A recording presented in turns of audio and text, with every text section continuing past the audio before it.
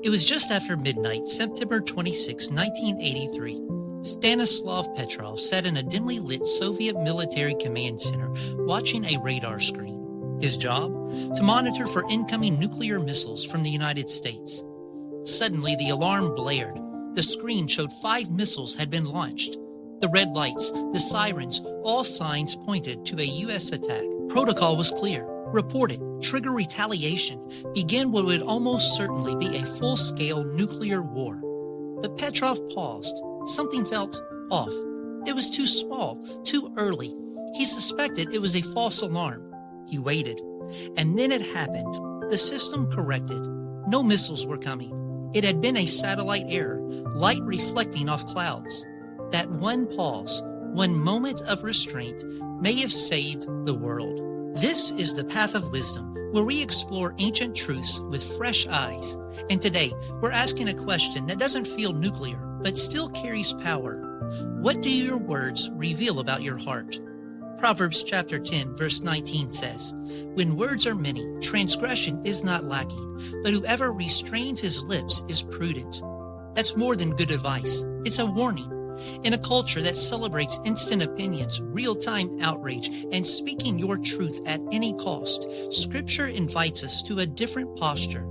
Not silence from fear, but restraint from wisdom. Because wisdom doesn't always speak. Sometimes it waits. In this episode, we'll explore the kind of words that reflect Christ. Words held back when they could harm. Words spoken when they could heal. And words that bring gentleness, not escalation. From the battlefield to the dinner table, from command centers to comment sections, your words shape the temperature of the world around you. So before we move forward, pause. Are your words fueled by impulse or formed by wisdom?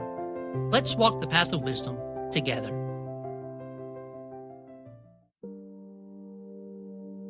On July 14, 1863, Abraham Lincoln sat at his desk in the White House fuming. Just days earlier, the Union Army had won a pivotal victory at Gettysburg, one of the bloodiest and most significant battles of the Civil War.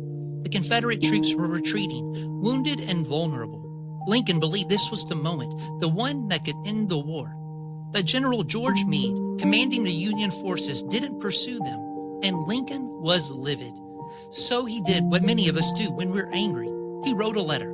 It was direct, sharply worded. He told me that his failure to act had cost the nation dearly, that this lack of pursuit, this pause, could prolong the war and increase the death toll. But then Lincoln did something unexpected. He folded the letter, slipped it into an envelope, and on the front he wrote, "To General Meade, never sent or signed." That letter now sits in the Library of Congress, a powerful symbol of restraint, a moment when a leader chose silence over retaliation. Let's be honest, restraint isn't exactly a cultural virtue. We live in a world of hot takes and instant reactions. Emails are fired off in frustration, comments left in the heat of the moment, texts typed before we've taken a breath. And unlike Lincoln's unsent letter, most of our words go out instantly with no drawer to catch them. But Proverbs 10:19 offers a countercultural wisdom. When words are many, transgression is not lacking, but whoever restrains his lips is prudent. It doesn't say that talking is sinful. It says that talking too much, too quickly, too carelessly opens the door to sin. The more we speak without thinking, the more likely we are to wound, to misrepresent, or to pridefully assert ourselves instead of listening for God's leading. It's not just a communication issue, it's a heart issue. Jesus said in Luke chapter 6, verse 45, "Out of the abundance of the heart, his mouth speaks." In other words, your mouth is a megaphone for what's really going on inside. If your words are always sharp, sarcastic, defensive, or self-centered, you're not just dealing with a speech problem, you're dealing with something deeper. The heart is out of alignment, and when the heart drifts, the words follow. That's why this isn't just about having better manners. It's about having a transformed heart. Let me bring this to the present. In 2023, a software engineer named Tim posted a thread on Twitter, now X, about how his company had just lost a major deal because of a poorly handled client meeting. He tagged his manager by name. The post went viral. By the next morning, Tim was out of a job. He later admitted he hadn't thought through the implications. He was venting, frustrated, and he thought it would just blow off steam. But the internet doesn't forget, and employers don't usually reward public shaming. Compare that to Lincoln, who didn't have to worry about tweets or screenshots, but even without a digital footprint, he chose the drawer over destruction. What does that say about wisdom? Restraint is not silence rooted in fear. It's silence rooted in discernment. It's knowing that just because something is true or clever or emotionally satisfying in the moment doesn't mean it should be said. The wise are not always quiet, but they are measured. They pause, they pray, they think not only, what do I want to say, but more importantly, what does love require me to say? Let's get practical. Where do you need restraint in your speech? Is it in your marriage, when a harsh word would win but wound? Is it in parenting, when correction comes easier than connection? Is it in the group text, where sarcasm flows faster than grace? Is it in a work conversation, where you want to make your voice heard without listening first? The next time you feel the impulse to react, what if you tried Lincoln's method? Write the letter, draft the message, type the email, then stop. Let it sit. Maybe you'll send it, maybe not. But in that pause, something sacred happens. You get the spirit space to work. You let wisdom in, and sometimes the wisest words are the ones you never say. Abraham Lincoln never mailed that letter, but he kept it, not to shame himself, but to remember, to remind himself of the power he held with his words and the wisdom it took not to use them. So here's your reflection. What words are you one click away from regretting? And what would it look like to restrain them, not out of fear, but out of faith? Because restraint isn't weakness, it's wisdom in action.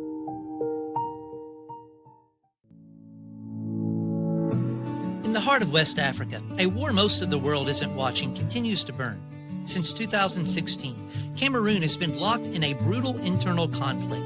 English-speaking separatists in the country's northwest and southwest regions are fighting against the Francophone-dominated government. It's a war marked by guerrilla violence, kidnappings, and silence from the global stage. But amid the gunfire, something surprising began to emerge, not from the government, not from militias, but from the youth. Spoken word poetry. A young man named Penboy became the face of a growing movement. He and others began organizing community events, not to shout in anger, but to speak in verse. They told the stories of mothers who lost sons, of children caught between loyalties, of villages burned. But instead of calls for revenge, their words cried out for peace, justice, and reconciliation. One poet described the sound of gunfire as a song of broken dreams. Another compared the silence of world leaders to a church bell that never rings. These weren't just performances. They were protests with a pulse, not with weapons, but with words. Proverbs chapter 12, verse 18 says, "There is one whose rash words are like sword thrusts, but the tongue of the wise brings healing." The contrast couldn't be sharper. On one side, a sword. On the other, a salve. The Hebrew word for rash here implies recklessness, impulsive words, thoughtless words, words that slice without pause. We've all seen this. Maybe we've done it. A careless moment, a sharp email, a moment of anger that cuts deeper than we intended. Words, once spoken, don't dissolve, they embed. You've probably been on the receiving end. Maybe a parent said something decades ago that you still carry like a scar. Maybe a friend's words once opened a wound trust couldn't quite close. Maybe you said something and wish you could reach through time to pull it back. Words can devastate. That's why Proverbs doesn't use the image of a slap or a stumble. It uses a sword, because words, unwise, unfiltered, unkind, can pierce the soul. But then there's the second image. The tongue of the wise brings healing. It's one of Scripture's most hopeful claims, that our words don't have to harm. They can restore, they can rebuild, they can breathe life. Healing words don't mean avoiding hard truths. They mean speaking truth with tenderness. They mean correction that feels like care, encouragement that lands like a hug, forgiveness that says, I see the hurt, and I still stay. The war poets of Cameroon aren't naive. They're not ignoring the violence. They're naming it with vocabulary soaked in compassion. And in that, they're embodying Proverbs 12:18. Their tongues bring healing, not by pretending everything is okay, but by believing that peace begins with how we speak. Let's bring this closer to home. Where in your life could your words bring healing? Maybe it's your child who's been acting out, not because they're rebellious, but because they're overwhelmed. Maybe it's your spouse who carries stress you haven't named because you haven't asked. Maybe it's a coworker, a sibling, a friend with whom you've exchanged tension instead of tenderness. What would happen if you slowed down, spoke with intention, and chose words not to win, but to restore? Here are 3 small practices to help. 1. Delay your response. Don't answer in the heat of the moment. Even saying, "Can we talk about this later?" can create space for wisdom to lead instead of emotion. 2. Speak to build, not to win. Before you reply, ask, will this build trust or just make a point? Winning arguments can cost relationships. 3. Pray before you speak. It sounds simple, but it's transformative. Invite the Spirit to guide your tone, not just your content. Jesus mastered this. He didn't avoid hard conversations. He just didn't weaponize them. He told the woman at the well the truth about her life, and he offered her living water. He told Peter the truth about his denial, and then restored him with 3 words: feed my sheep. Even from the cross, with his final breath, Jesus spoke healing. Father, forgive them. So here's your reflection. Where could your words be a balm this week? Who needs to hear, "I'm sorry"? Who needs to hear, "I see you"? Who needs the voice of grace, not the echo of conflict? Remember, you are always shaping something with your speech. Let it be healing. Let it reflect the one whose words still raise the dead.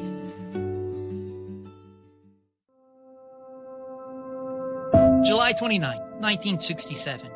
It was just before 11 o'clock a.m. aboard the USS Forrestal, an American aircraft carrier stationed off the coast of Vietnam. The crew was preparing for another round of bombing runs.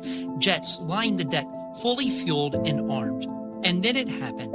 A stray electrical surge launched a rocket from one of the planes accidentally. It streaked across the deck and struck another jet, rupturing its fuel tank.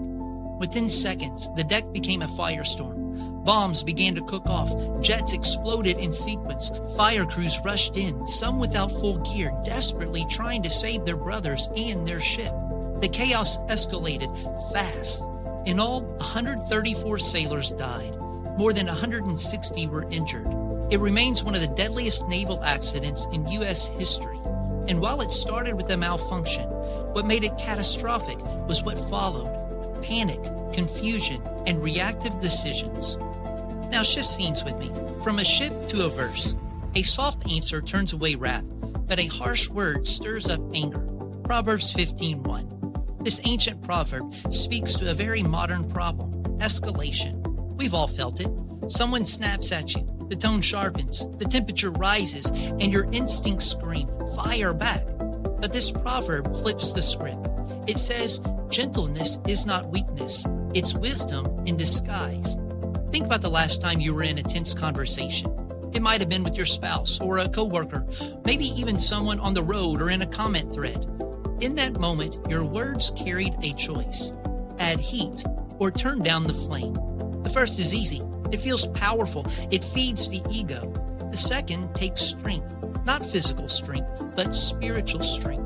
The kind that listens before reacting, that answers calmly when everything in you wants to shout. Gentleness doesn't mean being passive. It means being anchored. The Hebrew word for soft in this verse implies tenderness with intention, a measured response designed not to dominate, but to disarm. And harsh, that word carries the sense of bitterness, severity, and provocation, the kind of speech that invites a fight instead of resolving one. Proverbs is saying this: you don't need a bullhorn to prove you're strong. Sometimes the most powerful voice in the room is the quiet one. Let me offer a modern metaphor. Think of conflict like fire. Harsh words are gasoline. Soft answers are water. One spreads the blaze, the other saves the ship. This isn't just ancient wisdom. It's how Jesus lived. He was mocked, spit on, lied about, betrayed. But when he stood before Pilate, he didn't explode. When the crowds yelled, "Crucify him," he didn't retaliate. Isaiah says he was oppressed, yet he opened not his mouth. That wasn't silence from fear. It was silence from purpose.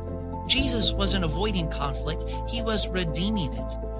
Let's bring this to your world. In your home, when your child loses it, do you want to match their volume? At work, when your coworker jabs and you want to jab back. Online, when you're misrepresented and you want to set the record straight in all caps. What would happen if you responded, not with fire, but with faith? With the voice that says, I'm listening. Let's slow down. Here's what I really want to understand. Here are 3 questions to ask in those moments. 1. Am I reacting out of pride or responding with purpose? Pride wants to win. Wisdom wants to redeem. 2. Am I matching their tone or listening to the Spirit? The world says match energy. God says match grace. 3. Will my words make Christ more visible or less? Because if your only testimony is your tone, what does it preach? Let me be clear. This is not about letting people walk over you. Jesus wasn't passive. He turned over tables. He confronted sin. But even then, his words came from love, not ego, from mission, not insecurity. So here's your reflection. Where is God calling you to speak gently this week? What relationship needs less heat and more grace? Because when the world burns with anger, the wise don't add fuel. They carry water. And sometimes a soft answer is the most radical thing you can give.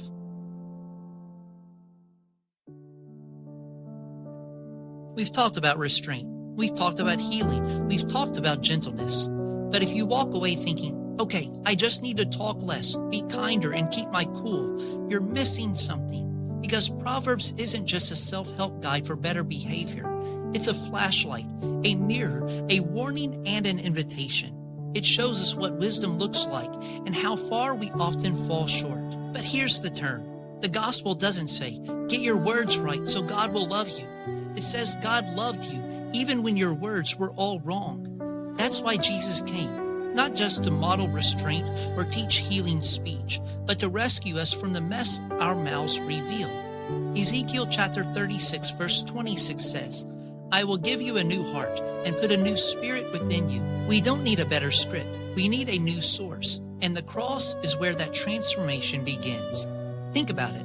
On the cross, Jesus spoke 7 times, not once to complain, not once to defend himself, not once to curse those who mocked him. Instead, he said, Father, forgive them. Today you will be with me in paradise. It is finished.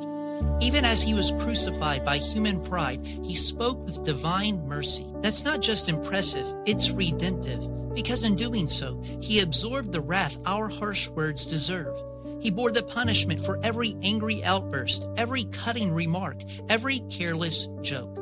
So if your speech has wounded others, there's grace for you. And if you've been wounded by someone else's words, there's healing for you.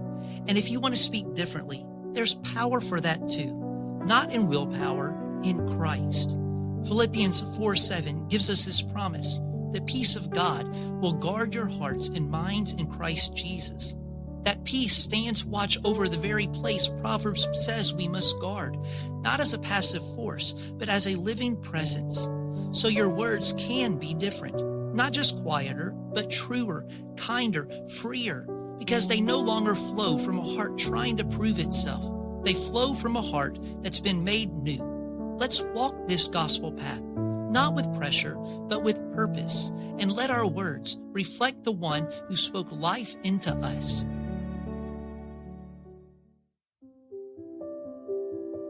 So let's recap. Wisdom doesn't always shout. Sometimes it listens. Sometimes it heals. Sometimes it answers softly.